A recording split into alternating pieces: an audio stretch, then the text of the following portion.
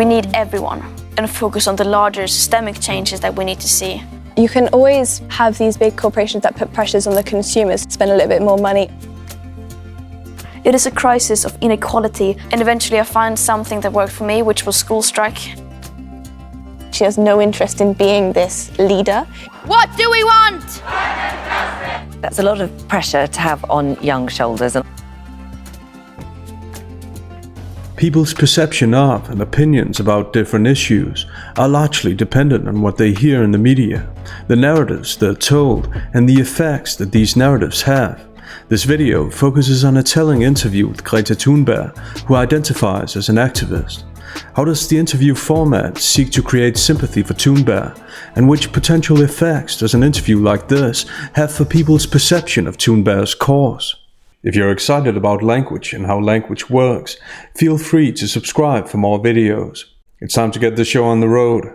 Right from the beginning, it's made clear that this is going to be a more than friendly interview, advertising more like it.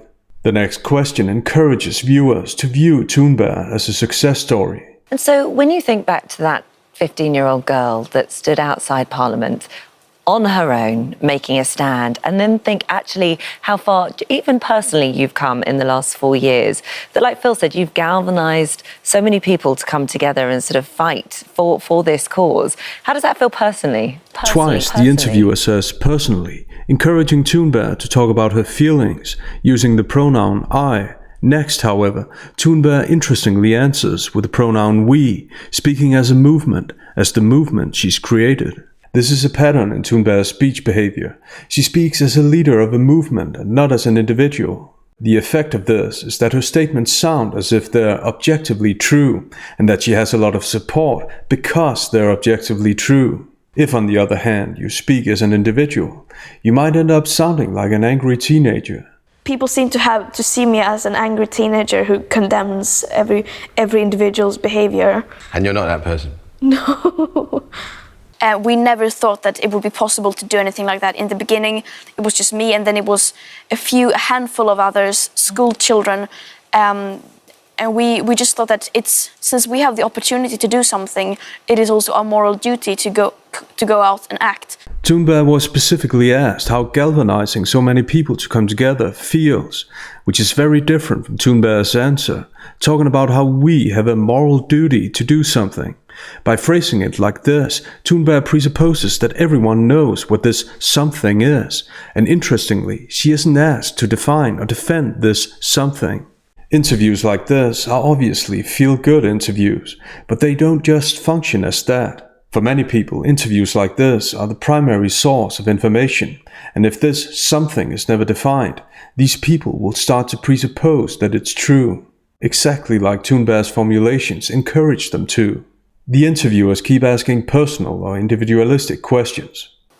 The pressure must be huge. If you've got the world looking at you, scrutinizing you, judging you, sometimes harshly, how much pressure is that on you?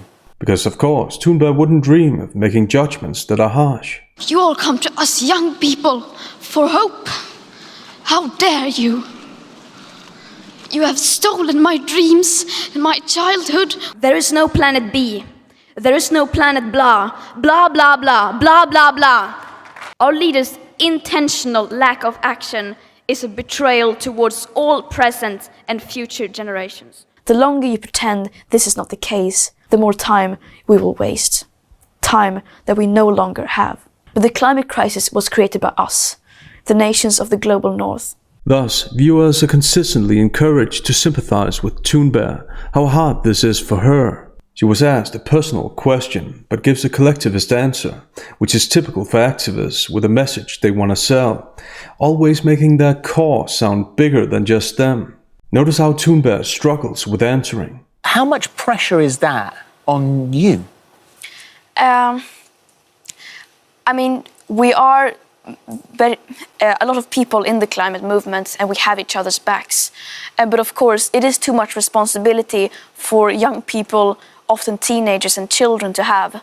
So many people have the opportunity to do something, and yet so painfully few are deciding to use that opportunity and to take action. It shouldn't be that way. We need everyone. Because of the feel-good format, the interview is not as if Thunberg answered the question. Thunberg pauses, makes interjections, self-repairs, and uses the hedge "I mean," indicating uncertainty rather than certainty, before shifting to the collective "we." I mean, we are very...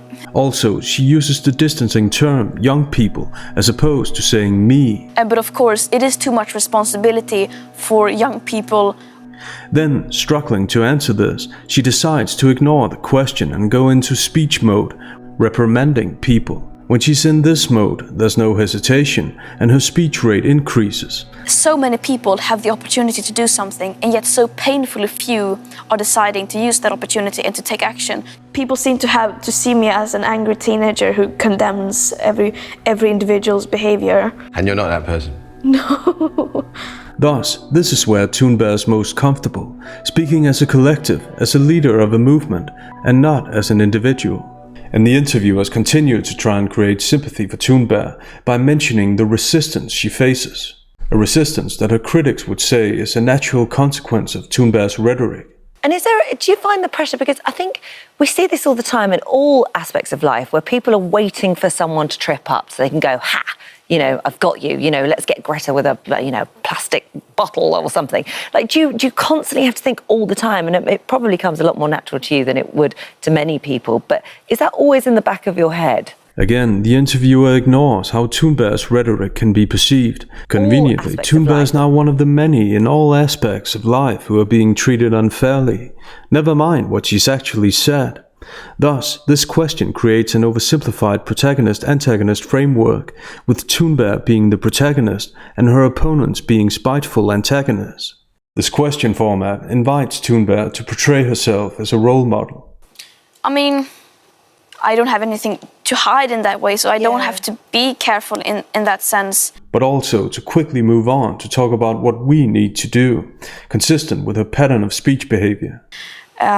But I think we need to move on from only looking at individuals and judging individuals and focus on the larger systemic changes that we need to see. Unsurprisingly and conveniently, she isn't asked to define how these systemic changes will affect people's lives, but she's given a few hints. But the climate crisis was created by us, the nations of the global north. It is a crisis of inequality that dates back to colonialism and beyond. And the climate crisis is, of course, only a symptom of a much larger crisis. A crisis of inequality that dates back to colonialism and beyond. A crisis based on the idea that some people are worth more than others and therefore have the right to exploit and steal other people's land and resources. And it is very naive to believe that we can solve this crisis without confronting the roots of it. Of course, and naive, she says assertively, appealing to alleged shared knowledge that the connection between the current crisis and the past is this simple and one-dimensional. The purpose of the shared knowledge technique is to avoid objections, as if there's no other way of looking at it than the way the speaker's looking at it. She goes from talking about emissions to talking about colonialism, using an oversimplified and loaded verb like steal in the process, which contradicts that she's merely speaking objectively. This verb also points to the ideology that she wants people to presuppose as fact, as being much more of a belief system than she lets on in feel-good interviews. Systemic change is a slogan that Thunberg's allies parrot in interviews, without a hint of specific plans or journalism. Making sure that young people have a voice in policy making, and included in that demand is lowering the voting age to 16. I have the greatest admiration for you guys, and this is a growing number of certainly your generation, hopefully spreading through every generation of people who are like-minded. You can always have these big corporations that put pressures on the consumers to make changes in their lives, but individually we need systemic change. We need to have it like as a top-down approach. So we need to have things put in place so it makes it easier for consumers to make these informed decisions, because it ultimately it is a privilege, to be able to make these decisions, spend a little bit more money on having like sustainable makeup wipes, and you can always have these big corporations that put pressures on the consumers. Yes, we can always have that, especially with so many people already struggling to make ends meet. If only they'd just spend a little bit more money. spend a little bit more money. So the politicians can spend their money for them. The ease with which she says this and presupposes what these decisions are speak volumes about the level of entitlement behind Thunberg's movement. I like the headline, which isn't suggestive or hyperbolic at all.